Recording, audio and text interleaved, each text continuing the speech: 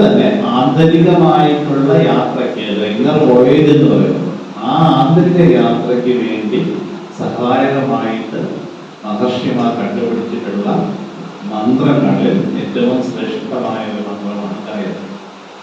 അതിന് നമ്മൾ ഈ സപ്തവ്യാഹൃതികളും 3 വ്യാഹൃതികൾ ഉപയോഗിച്ച് നമ്മളത് ജപിക്കാറുണ്ട്.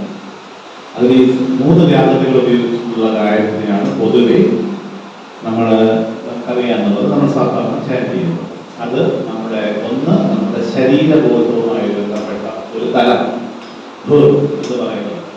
പിന്നെ അത് കഴിഞ്ഞിട്ട് എനർജി അല്ലെങ്കിൽ ഊർജമായിട്ട് കണക്ട് ചെയ്തിട്ടുള്ള ഒരു തലം. അത് കഴിഞ്ഞിട്ട് നമ്മുടെ ബുദ്ധി, ആ എനർജി അല്ലെങ്കിൽ ഊർജ്ജതലം എന്ന് പറയുന്നത് തന്നെ ഇമോഷണൽ വേൾഡ് എന്ന് നമുക്ക് പറയാം. അന്തരീക്ഷം, അന്തരീക്ഷതേ, അതിനിടയിൽ ബുദ്ധിയുടെയും ശരീരത്തിനും ഇടയിൽ നിൽക്കുന്നതാണ് അന്തരീക്ഷം. രണ്ടിന്റെ ഇടയിലാണ്. അപ്പോ ഇടയിൽ കാണപ്പെടുന്നതാണ് അന്തരീക്ഷം.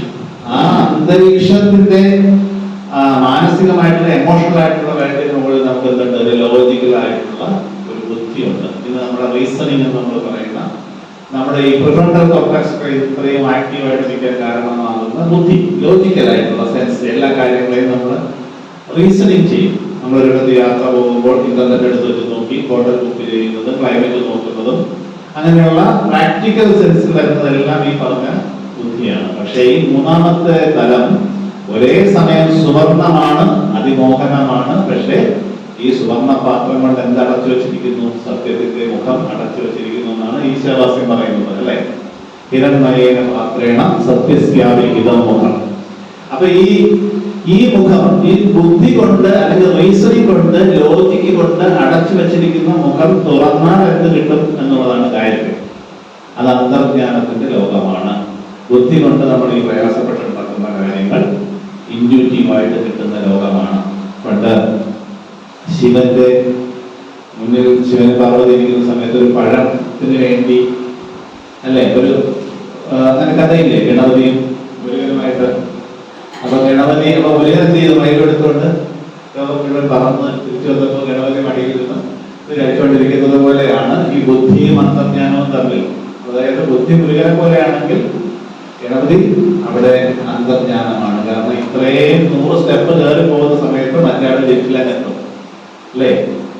അപ്പോ നമ്മുടെ തോമസ് ആൽവാ എഡിസൺ പിന്നെ ഈ ബൾബ് കണ്ടുപിടിക്കുന്നതിന് ആ ടങ്സ്റ്റൺ എന്ന് പറയുന്ന ഫിലമെന്റ് ടെസ്റ്റ് ചെയ്ത് കണ്ടുപിടിക്കുന്നതിന് മുമ്പേ 100 കണക്കിനോ 1000 കണക്കിനോ കാര്യങ്ങൾ ഇതുപോലെ ടെസ്റ്റ് ചെയ്തു എന്ന് പറഞ്ഞു, കൃത്യമായിട്ട് ആ ഫിലമെന്റ് ആകുന്നതിന് വേണ്ടി. പക്ഷെ ഏറ്റവും ഒടുവിൽ ട്രയൽ ആൻഡ് എറർ മെത്തേഡിൽ അവസാനമാണ് അദ്ദേഹം കണ്ടെത്തിയത്.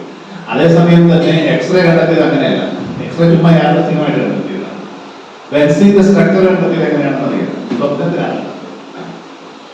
കാർബണിലെ കോമ്പൗണ്ട് ആയിട്ടുള്ള ബെൻസിന്റെ സ്ട്രക്ചർ ഒരാൾ സ്വപ്നത്തിൽ കണ്ടെത്തി എഴുതി വരച്ചിട്ടതാണ്. ഹെക്സഗൺ, ആ ഹെക്സഗണിൽ തൂങ്ങി കിടക്കുന്ന ചിത്രം, അതാണ് ബെൻസിന്റെ സ്ട്രക്ചർ. അപ്പൊ അന്തർജ്ഞാനം എന്ന് പറയുന്നത് വാസ്തവത്തില് പിന്നെ ഈ ലോജിക്കിനെ പോലെ അത്രയും പ്രയാസമുള്ളതല്ല. നിങ്ങൾ ഇത് ചിന്തിച്ച് കണ്ടുപിടിക്കേണ്ട കാര്യമൊന്നുമല്ല അന്തർജ്ഞാനം. ഇറ്റ് കംസ് ജസ്റ്റ് ഫ്ലാഷ് ചെയ്യുന്നു. ഇത് ഓക്കെ ആണ്, ഇത് അങ്ങനെയാണ്, അല്ലേ? ബൈബിളിൽ പറയുന്നത് പോലെ let there be light and there was light, let there be water and there was water എന്ന് പറഞ്ഞതുപോലെ ആ തഥാസ്തു, അത്രേ ഉള്ളൂ. അവിടെ അങ്ങനെ സംഭവിക്കട്ടെ എന്ന് പറയുന്നത് പോലെയുള്ള ഒരു സ്ഥിതി ഹ്യൂമൻ ബീയിങ്ങിൽ അല്ലെങ്കിൽ ഹ്യൂമൻ കോൺഷ്യസ്നെസ്സില് ഉണ്ട് എന്നുള്ളിടത്താണ് ഗായത്രിയുടെ പോസിബിലിറ്റി. നമ്മളെ പ്രചോദിപ്പിക്കട്ടെ, നമ്മുടെ ബുദ്ധിയെ പ്രചോദിപ്പിക്കട്ടെ. ഏത് തരത്തിലേക്ക്? ഇനി ഒന്നുകൂടെ ശ്രദ്ധിക്കൂ. നമ്മുടെ ഈ ഭൂമിയെ, അന്തരീക്ഷത്തെ, ആകാശത്തെ, ഈ 3നെയും പ്രോത്സാഹിപ്പിച്ചുകൊണ്ടിരിക്കുന്ന അല്ലയോ സംവിധാനം.